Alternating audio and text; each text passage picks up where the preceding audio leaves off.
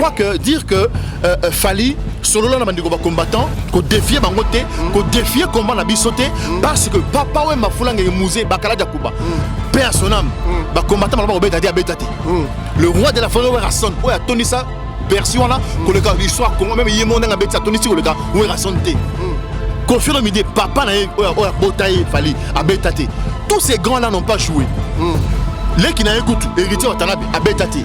Donc, il a une occasion à Koluka, solo là, ba combattant, ba pèse opportunité à bêta comme ça, comment la histoire n'a que Yemutu a zongi sa musique na poto. Mais il n'a pas saisi, c'est là, il n'a pas saisi toute opportunité. Tu as une question là yo. C'est quoi à Betty? À Betty. OK. Est-ce que Robert a sous lobby? C'est là. On sait ce que Robert a sous. Aussi que sauf la bête à la descendre Robert. Mais le plus grand combat coûte à Betty. Bon encouragez vous n'êtes pas Fally. Vous n'êtes pas Fally. Moi, et puis en plus, le débat, mon débat à moi, ce n'était pas Fally. Mon débat, mon cher Teddy, mon débat c'est au niveau, il y a concept. Mais je dis encore une fois, je regrette que ça tombe sur le nom de Fally. Ça tombe, c'est malheureux que ça tombe dans la date de la production à M. Fally, il ne peut pas. Simba. Mais ça pouvait être JB, ça pouvait être Wera, ça pouvait être Héritier, ça pouvait être Innocent Baloumé. Ça pouvait être Maman Bilabel, on dit négocier avant de jouer. Mais ce que dans zone sur moi Sima, yo moto boy qui ba ça va combattre qui fallait peut-être le négocier mais tout le monde a fallu pour parler en tout cas c'est message à mon nene à ça li cagnotte pour na bateau ne c'est bozu bateau ba sangana pour na kosunga population justement bateau ba so bimaté to sunga bino bateau ba na bozu to chakes moko pour kosunga banda ko ta ba saka loso ba saka nini ba client so ba mercenaire na minute to ba na mboka message non et comme l'autre relation de Fally aussi m'a soutenir. Non, mais attends, est-ce que Fally a besoin de moi dans sa vie? Est-ce que moi j'ai besoin de Fally dans ma vie? Je ne pense pas. Le jour où Fally aura besoin de moi, il me cherchera. Le jour où j'aurai besoin de Fally, je vais le chercher. D'accord. Mais tout le monde peut, par rapport à ma mesure chef de l'État, mais on dirait que le pasteur est contre nous, que l'église est marché même si malade des alliés, mais avec la prière, et malade peut éteindre la population. Tout le monde pasteur est bel et bien sa déclaration. La raison, le pasteur a été la Bible. Bible lobby, temple et Nzambe et Anzoto. D'accord. Et c'est ce que tu as dit, nalala, tol, on a temple et Anzoto. Donc mon top a eu valeur que Nazali mon Christ, la bonne de la ta, Nazan Nzambe nangai et si qu'on en ressemble. Si on parlait de ça, il y a biso balan fuluzi. Est-ce que c'est vrai vraiment que malade il y a le coronavirus? Comment ils allaient parce qu'il y a beaucoup de gens qui ont doute non? Oui, ils allaient mingi outil la vidéo bozo ta photo. Même nous avons un bangelo mais bon, on a chanté. Abonnez-vous. Abonnez-vous. Abonnez-vous. Abonnez-vous. Abonnez-vous sur votre chaîne YouTube Congo Puissance. Congo Puissance. Il ne faut pas oublier. Abonnez-vous sur votre chaîne YouTube Congo Puissance. Congo Puissance. Oh ma bataille. Avec Kelly Katenda, ma pata. Avec Kelly Katenda, ma pata. Oh ma bataille. Nzela Zulu. Abonnez-vous sur votre chaîne YouTube Congo Puissance TV. Faya, Congo Puissance TV. Abonnez-vous.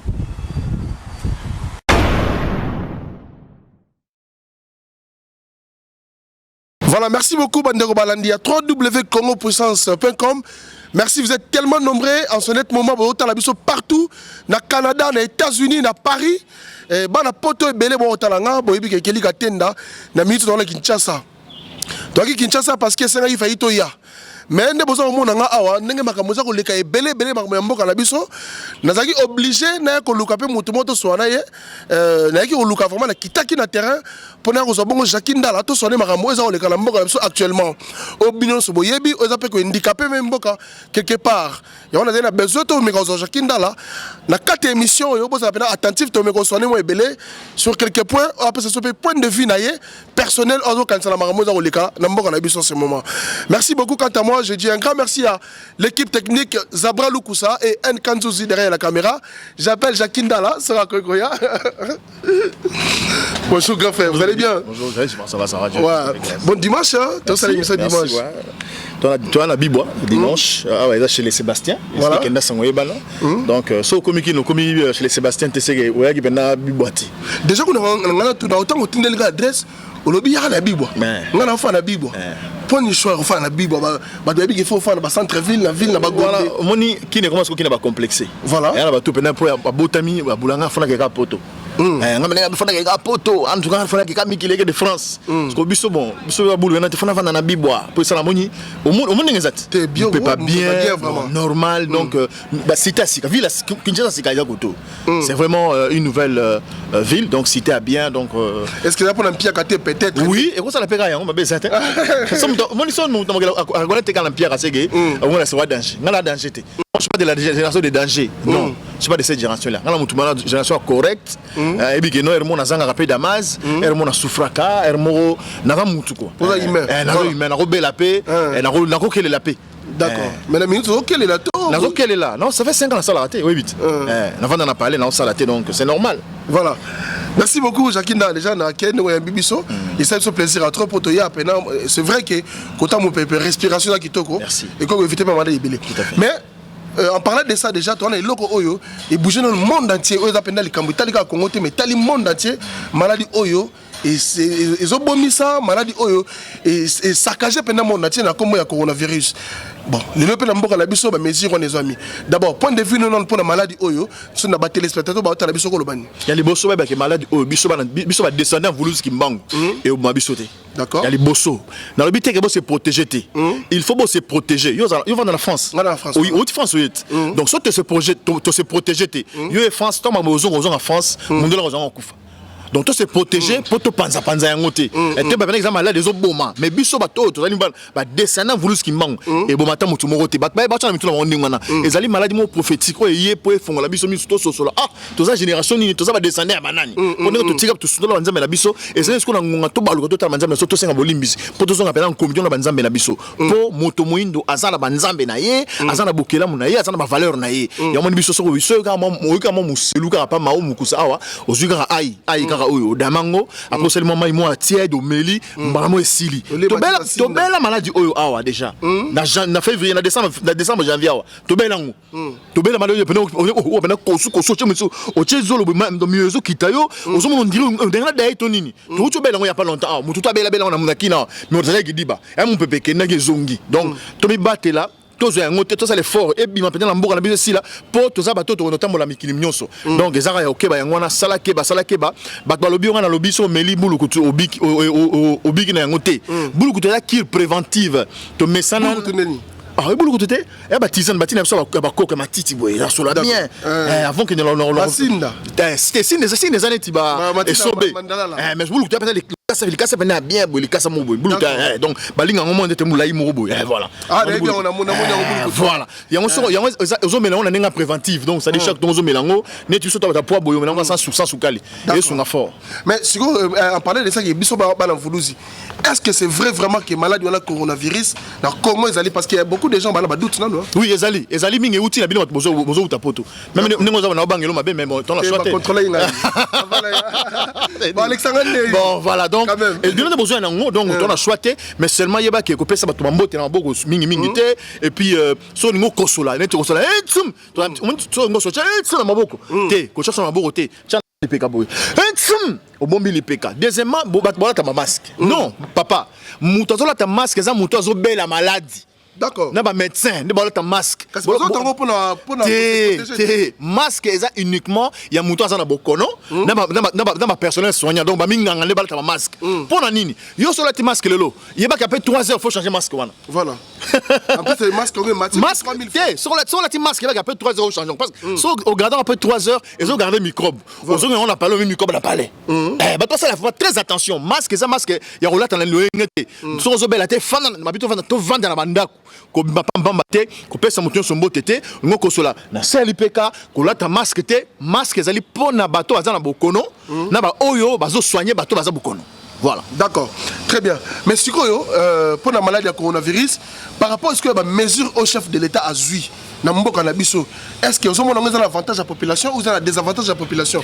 Pour maman et bar bazolela, taximen bazolela, est-ce que ça a un avantage à la population ou un désavantage là-bas? Ils ont un avantage à la population macrassi parce qu'au fait c'est vrai. Il y a solo toi là on a pas si président Félix message naé batu mingi moni congolais community moi ils allaient limo ya som tabi kamoninga mamunga pena na lo papa ba mona ngai mamunga pena lo papa ba mona ngai bon boninga président Félix lo bandeni oh non texte message n'est pas plagié à président Macron mais dans le bien président Macron c'est en France où ils ont puissance munene ça moyen makasi a eu message wana so président Félix a eu message kaka a sera plagié yango a lobby yango et salinini bon ça la magasin sur PC message allo yango donc difficulté ça que non biso te vers le jour te verra mon colo et ça passe to mais la c'est on des obunda ba ça la nyonso penda ne ba boy ba vient ou taliban et quand soute ça c'est très bien ba ça la paix fort pour éradiquer maladie wana ba bi chloroquine ba vérifier solo ba ça la chloroquine ba ça ba to mela yango maladie wana biso to bangela parce que évidemment to tellement etambola na mon pépé il faut faire très attention à yango mais ba mesure nyonso président Félix azui ba mesure il y a bien to vendre na bandako kutu d'ailleurs na bo bis 10 te batika bis etambola kutu soute ba bar kané kangi wana so maladie de sili to rezonga la vie na biso na to vivre les sous na to kufa bolingi donc to mi batela ba bi que so maladie na continent na Congo yo et puis la vie sociale la vie sociale c'est difficile et ça ninga kotambola na yango mais ça nango pele ko moto sa ndenge nini ninga c'est-à-dire omoni to ça la télévision mboko et à moi passi il faut expliquer Batouboye il y aura explication bien voilà maladie on a ceux qui besoin de 10 personnes les chanteurs 10 personnes bon tester 5 bazana yango 5 bazana yango te nasima 5 bazana yango wana parce que ça va tester mais nasima 5 wana mutu moko na capacité on peut ça 5 personnes voilà. C'est-à-dire que Nassima 5 personnes, ça fait 25. Nassima 5 personnes, ça va calcul. Donc ça c'est on a la capacité à propagation dans donc faut tout ça maïle, tu vois que ça maladie se propager rapidement et puis un espace vite fait, il faut faire très attention. D'accord. Mais tout le monde peut par rapport à ma mesure chef de l'État mais on dirait que pasteur monsieur va contre non que l'église marché pour même si malade des alliés mais avec la prière et maladie peut qu'on éteindre la population tout le monde va passer belle ça va déclaration la raison balato ba passer va terre bible bible lobby temple ya nzambe ya nzoto na yo d'accord et c'est ce que to sangala ba chima nalala ba chima tol ba chete wana temple na nzambe ya nzoto na yo donc muto pena abi valeur que nga azali mo Christ na bonde laka na zana nzambe na ngai et siko zana ko sambelela et c'est quand to kuta na manga ya masinga est-ce que ya mateya mateya ko mosana mo sa ba live bon mais promesse wana te promesse ande mingi balingaka bakenda ba église pona mabonza la mongo kola ninge zalaka bala biboza mi solo bamoni que soto sali 40 jours misa sali mité ya dimanche ya mercredi ya vendredi ya somo ya faillite mais total la santé à batunan to ba que santé bon Dieu tout affecté on est dans le gouvernement congolais tous les budgets qui sera affecté na première santé les allient dépenser. S'il vous plaît, ça c'est vraiment c'est l'économie parce qu'il faut aussi parler un peu avec un peu d'intelligence. Tous les budgets qui seront affectés par rapport à la santé de la population, ce n'est pas un budget à mettre dans le cadre de dépenses, c'est un budget à mettre dans le cadre d'investissement. On investit dans la santé de la population parce qu'on ne peut pas développer un pays si la population n'est pas en forme. Le premier, n'est-ce pas, moteur de l'investissement, le premier moteur de développement, c'est d'abord la population. Il y a un monde de l'Obaka, population, peuple, moto, congolais, azali capital humain. On ne peut rien faire sans l'homme. Donc la santé, investir dans la santé, ce n'est pas une dépense, mais c'est un investissement. D'accord, très bien. Merci beaucoup Jacques Ndala parce que vous avez vraiment dans nous un trop d'abus parce qu'ils ont capital, ils ont concerné tout le monde cette maladie virus ils ont concerné Mbatunyo so yango faito bandana yango.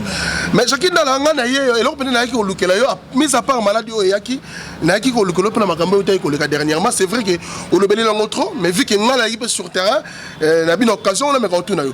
Aux avez qui aimé la période moko boye car mikolo il y a 2 mois 1 mois même tu vas traiter des jaloux, il y a des et na makambo le baki pona ndeko na yo fali popa na ebite ce ko pesa biso explication o pesa ki ngai na libanda ya caméra va to ya na émission non ezana ti na montre na pesa explication wana au moni lo bien so que to que na ninga lobeli wana bat balinganga mingi après makambo fali bat balinga souté na mboka o balingana nti na mboka o Congo démocratique na mboka oyo kimpa vita ba trahissa et ba congolais. Lumumba Kassavou, qu'est-ce que je dis? Voulouz Guimang, ba trahissa et ba congolais. Donc tout ça peuple moro maudit. Tu vois, tout ça peuple moro maudit, tu vois, peuple tu as malédiction. Papa, ma belle to termina yo, aso ba timoli okuta or ezawa. Diamant ezawa, pétrole ezawa. To vandi likolo ya or ya diamant mais to okele lanzala. To vandi likolo ma belle soki oboki mbali sango awa, lobi boti, ole masango la, ole ndunda awa, mais to le lanzala. Nous sommes un peuple maudit. Tous la malédiction. Nga Jackie, na rozala dans l'équipe, qui n'a fallu la nini. Et là, on dit oyo ngai na sali pour na kota na conférence, na compétition na fali. C'est ça, en fait, c'est ça la question que nous devons nous poser. Jacques Ndala, à Rosala, jaloux, il a fallu la nini. Mais réaction, parce que, pourquoi?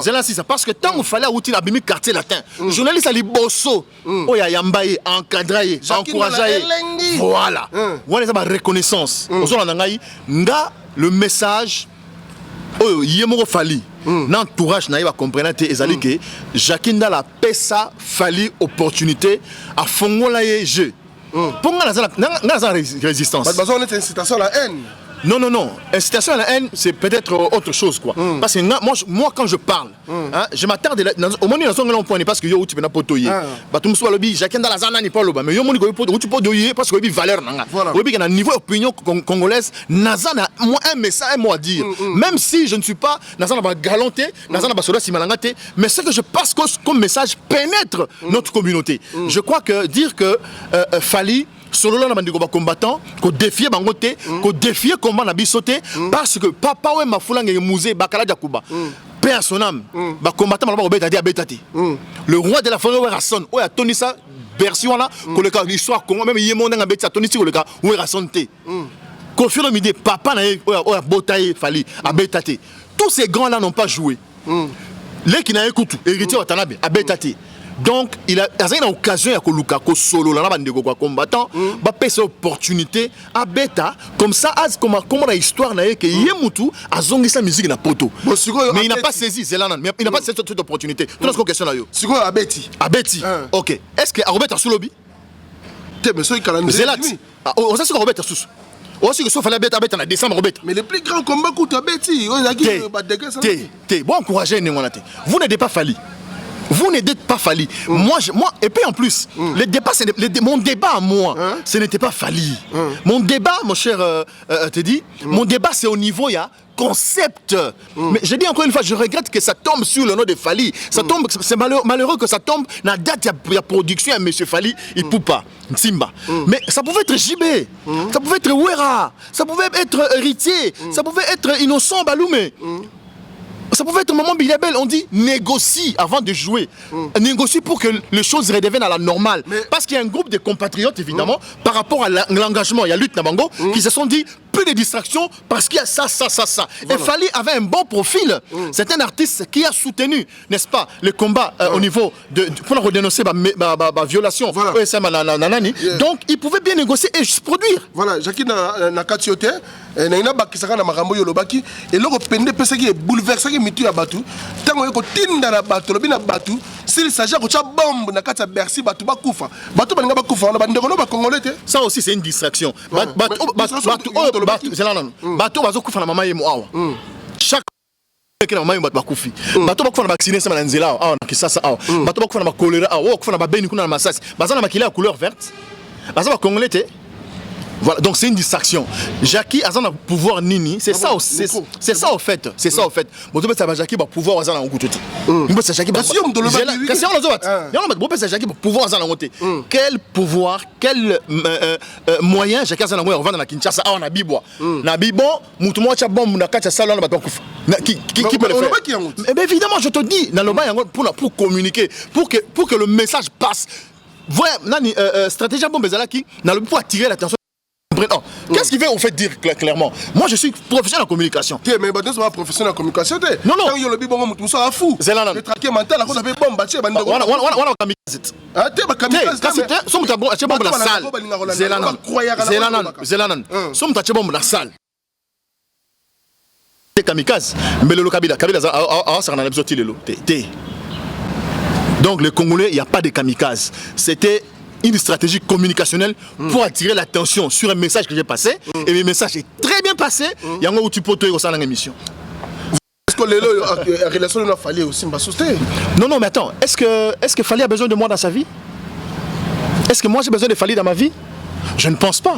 Le jour où Fally aura besoin de moi, il me cherchera. Le jour où j'aurai besoin de Fally, je vais le chercher. D'accord. Ok, très bien. Mais ce que na zone sur moi Sima, yo moto boye ki ba ça va combattre qui fallait être le roi négocier. Mais tout le monde dit Fally pour par on a aussi lancé message à mon nene à sali cagnotte pour na bateau no se bozu. Bateau ba sangana pour na kosunga population, justement bateau ba zo bimaté.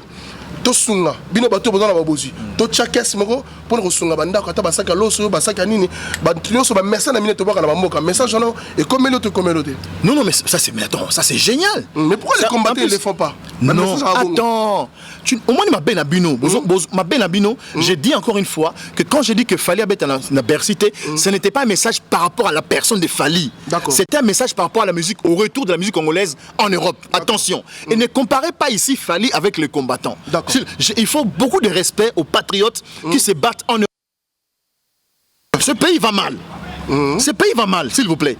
Au moins, on a qui ça. On vivre à la terrasse, mais terrasse, on est foutu là. Non, c'est ce que je te dis. Donc, nous sommes en moins à crise. Alors, quand je suis au biso, à un moment donné, je ne sais pas les Congolais, si on est vraiment, où on a des fourmis dans nos têtes. Comment on compare c'est le combat. Yo za na poto. Tant musique na poto. Bino boyangani na poto. Qu'est-ce que la musique si on j'enlève Fally. Quand on venait, quand JB venait, quand Kofi venait, quand Papa Mbappé Al-Solam venait en Europe faire leur musique dans Bercy, dans Stade de France, ainsi de suite. Quel impact ça avait sur la communauté congolaise, sur la diaspora? Quel impact ça avait? Quel impact positif ça avait? Sincèrement, yo va na poto. On parle sincèrement. Moi, je suis très scientifique. Divertissement. Est-ce qu'on a besoin de ça aujourd'hui? Ils se produisent, un instant, ils se produisent pas. Qu'est-ce que ça réduit? La vie à bas congolais. Mais par contre, moi j'ai des témoignages que depuis ma bête raté, bah on a vraiment la poto. Moi il est ici là. Donc bah de toute façon maman forme sur la balabala, on a danger ça a ajouté. Et ici là. Et ça, la population, la communauté congolaise est redevenue disciplinée. C'est-à-dire Papa Wemba, JB, Kofi, Ouera, ces gens-là ont amené à un moment donné des antivaleurs. Dans ma famille congolaise, bah ça la poto. Et aujourd'hui, ça ne se passe pas. D'ailleurs. J'aime quelqu'un qui m'a dit à développer bien l'ambiance. Au moins, il y a des games bimi. Pour musique, elles sont la pototé. Tant que games c'est ma wera, JB, Kofi. Tant que tigoya, games pas mati, games pas bimi. Donc il y a des avantages que quand on remet la musique, il est grand temps en fait que les gens comprennent qu'on ne peut pas comparer notre compatriote Fally en tant qu'individu avec sa musique, parce qu'à vrai dire, dedans il chante rien du tout, il faut le dire clairement, avec les combats que mènent les compatriotes qui sont aujourd'hui en Europe. Le combat reste le combat. Il y a des gens qui se sont engagés, qui ont pris les risques, qui dénoncent certaines situations qui se passent dans notre pays. Il faut beaucoup de respect dans les combattants. D'accord, très bien. Jacqueline Dala, il faut beaucoup de respect. Mais par rapport à Cagnotte, le but de la ensemble, tout le monde presque quelques communes, a masque. Mais l'initiative a bon exemple. Mais je dis, ça bien. Fallait à lobby. À lobby, tout va payer ça m'a bon. Ben oui, va payer ça m'a moyen. Lui-même commence parce que je sens que ça a même le moyen, il fallait pas. Ce n'est pas n'importe qui. Il a les moyens, il peut commencer. Il dit bon, on a déjà 10 000 $. 10 000 $, ben on qui va suivre ma soso, banini, ou ça, bon, tu cibles net commune, il y a un scellé. 10 000 $, tu payes ça, méro, bateka ngou, ben bateka micoloté, ben on descend. Ça, c'est Fally qui donne. Et qu'on motive ta moussou soupé, Didi qui noie ni, et qu'on motive ta moussou soupé, Jojo Mandiki, ta moussou soupé, docteur Ndadi, les têtes, on motive à te bénévole ça là. Mais il ne faut pas seulement lancer les messages. Vous lancez les messages, vous passez à l'action. D'accord, merci beaucoup Jacqueline Dala. Mais ce que l'on a bien, pour ce qui est vraiment difficile, dans les reportages tout à l'heure dans la victoire, il y a surtout ma maman Nganda, ma maman va déplorer, c'est vrai, malade des alliés. Mais et comme quelque part, Klopp, Bambila, chef de l'État, le Bégui, moins de 20 personnes, pas plus de 20 personnes en situation. Mais le Bambila continue à faire 4 personnes, il ne faut pas qu'on la. Est-ce que le pays peut marcher comme ça? Oui, parce que le Congolais, il exagère. Mon comportement congolais, il y a policiers.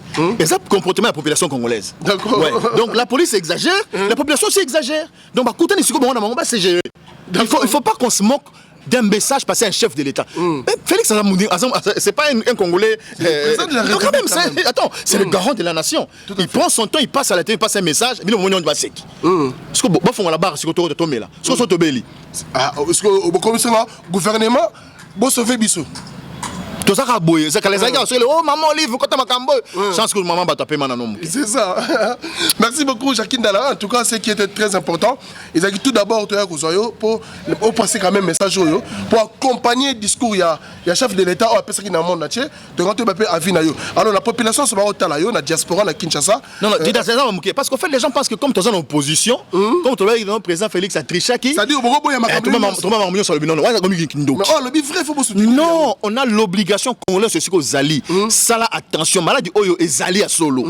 Ma belle en ça se propager mbangu keba mi batela. Bana ba otanga te, université otanga te, baba rete kate, na biscuit to bis va batika bis va dans la ndako. Ba to bi manam te. Même pendant 20 fois dans la mandako. Soit tu kufa na tufa na nzala. Mais tu kufa na nenge te que tu kufi to continuer ko bomana. Génération aussi là. C'est une mesure préventive. Que ceux qui ne sont pas malades se protègent. Que ceux qui sont malades se fassent connaître. Bah, ça va changer, va traiter. Voilà, merci beaucoup. Mais est-ce que ma disposition, le gouvernement pas checker sur les malades, basé en charge quand même? Mais c'est ça. La prise en charge des Ali. Non, mais même examen, ça fait. D'accord. So Kenneth Young dans la toke bon na batalio so ça positif maman isolé yo. Et puis Robika papa eza sida même si les bon rasouté. Le mal ici c'est qu'on communique très mal. Oui, on communique très mal. Cette maladie ne tue pas. Batata maladie ezo bomate. Eza ko bomate pe ko bomate. Bangwashi na mono ya Bandundu, ya Kenge Masimanimba, bampangi na mono ya Congo central. Hein?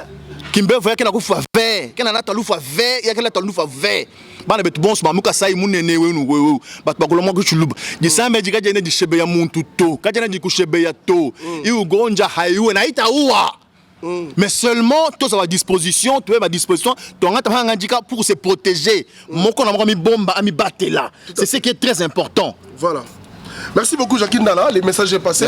Un dernier mot si vous avez.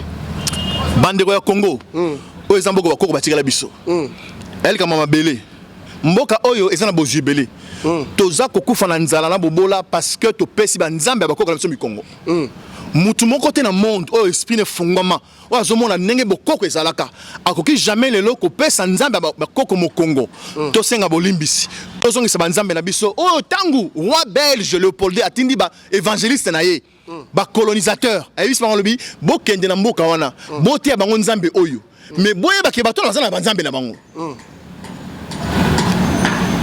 tous a distrait peuple africain au somona bi mutu oza présent en Afrique mais oza mutu franc-maçonnerie mais pendant cette année histoire franc-maçonnerie ezali culture il y a ba koko et ba français les francs-maçonnerie ce sont bango de batonga France ce que yo koti na science na bango okotonga France ce que ngolo bani non tozongela nzambe tozana mvulusi kimbango to sosola to yeba tozongela nzambe ya bakoko na biso mboka oyo eza na bozwi mboka moko te na mokili na molongo eza neti Congo démocratique ezati tala pe na globe terrestre totanga na histoire na géographie soko fongo le globe net atlas okomona Congo eza pena na kati eza na motema ya molongo mobimba c'est un pays prophétique c'est un pays puissant. Mais seulement nous avons donné le dos à nos ancêtres, à nos aïeux. Il est grand temps de revenir au bon sens. Tozonga, tosenga bolimbisi, toza peuple oyo totonga monde, tozali peuple toza la puissance dans monde mobimba. Ata boyo kango lelo te. Mikolo zali ko boloba. Ah, ezana na Jackie moko loba ya solo. Ndenge Galila lobaka mais mokilinde tungo ezo baluka liboso ya moyi ba bomakaye. Mais lelo tonga ya za solo muto loba ya bongo donc toyebela. Donc en fait aujourd'hui Jacqueline Dala il dérange beaucoup les autres alors. Mais oui, vous savez si vous ne dérangez pas parce que vous n'êtes nulle part, vous n'êtes rien. Il faut dire des choses qui cognent les cœurs des gens. Vous savez, ngalo ba toujours dans le pays, na mboko Congo démocratique discipline des athées. Yo za na poto, ngala vanda na mboko ta muzakota. Avant muzakota tu vas na taxi de personnes. La taxi c'est beaucoup na croiser ma kolobo. Voilà taxi c'est ma kolobo na beaucoup moi c'est na vanda côté ma rail bo fanda. Mais ta muzaya bandi fimbu, tozonga na libati le totikala non. Mais pour la film, vous faites ça là? Na Congo faut fimbu, il faut fimbu zonga. Mentalité d'abord. On est coulou na pas ici là. Ils ont la chance pour la qui me kabila longa la liste na députation nationale. Mais ça peut pour mettre na komisika nzambe po et goya ka voter ngaka na mboka oyo. Mon cher, na mboka po kulu ne sila. Bokangi kulu na mo na njili o na bi na kulu na bibo bokangi. Bo sambisie ba prouver na kaza kulu na. Bo sali pena procès foraine audience foraine basambisie ti devant un juge eza kuluna ok ça va bozuka loboko na yeka bokati yango pak bokangi bandage bopesi ba parana yi te me droit de l'homme boyango te yeta ngo soka tatma boko droit de l'homme zapi C'est ça aussi. Tant qu'on n'a pas machette, droit de l'homme. C'est ça le problème. Si on le fait, je te dis, si on le fait, qu'on est sérieux de son aliment. Si. Vous avez la raison quand on a pas besoin pour m'appeler Ming. Moutouboka pour 1000 personnes, tu as le bon moment. Voilà. Donc, quand tu as le bon moment, quand tu as la prison, prison a besoin qu'on l'ait. Bon, je le bon moment, quand tu as bien.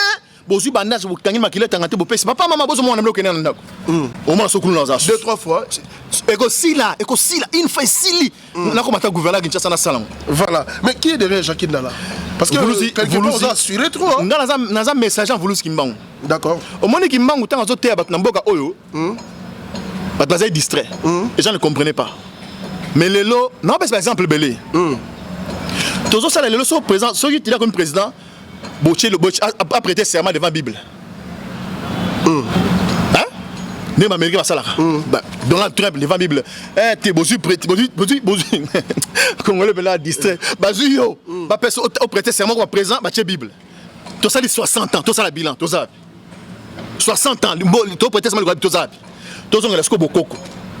T'es déjà comme président. Tu vas parler du peuple en bâti, un micro, papa, tout baï, pas chef continue à zinguer. Bozu Makas, Masangambila. Bozu Kaba Belé, Bozu Mabelé, t'es dit? Au moins, mon cousin Bouk, Yango. Bozu Makas, pour pas le clip. Bozu Masangambila. Bozu Mabajete. Mais c'est t'es dit, au moins, mon cousin Bouk.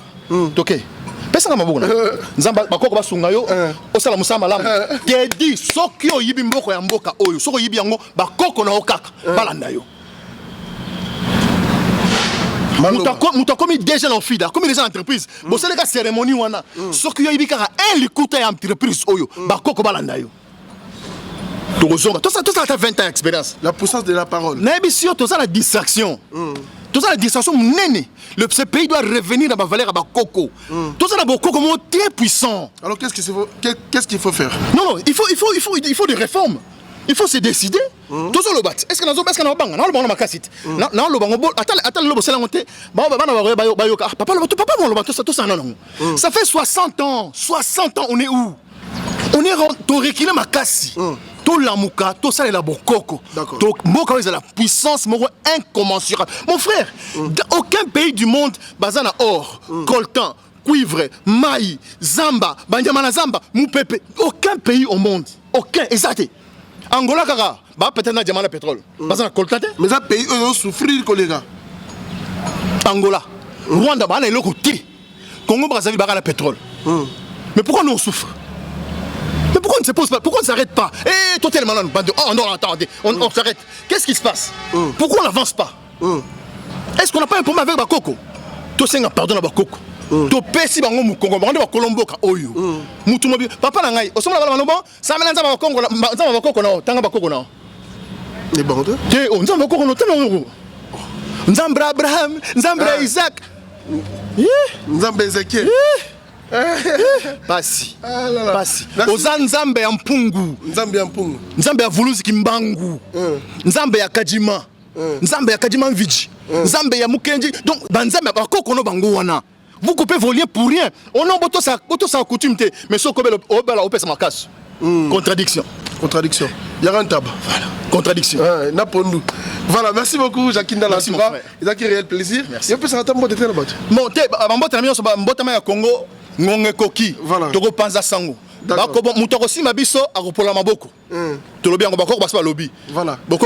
Merci beaucoup. Merci beaucoup. Il était là avec nous, Jacques Ndala. Bala poto keli katen na mapata ndenge na barake biso ya rato kitaka tout sur terrain donc ndebo moninga bonaza au moins à 45 000 km de centre-ville à Kinshasa.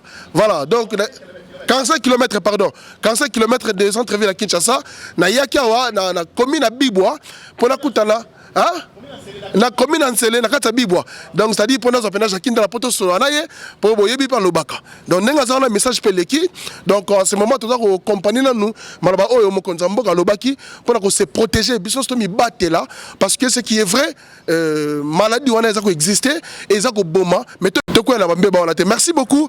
Nazabra Lukusa, les caméramans VIP derrière la caméra. Merci à vous tous. Merci à Meta Katenda de nous avoir suivis. Meta Katenda, maman la Wendy aux États-Unis. Merci à toi, Maître Hakim Kabongo, le préféré, hein, super puissant. Maître Hakim Kabongo, le préféré. À Paris, merci à toi, Flavia Mundala, la mère de 3 enfants. Flavia Mundala, madame, mon épouse. Donc, merci à vous tous. Restez connectés et branchés. Merci à toi, à Lomé Presley, le Canada. Restez connectés et branchés sur Congo Puissance Télévision. Zaboualou Kousassou, Vasepeli, Batela Mapata. Merci.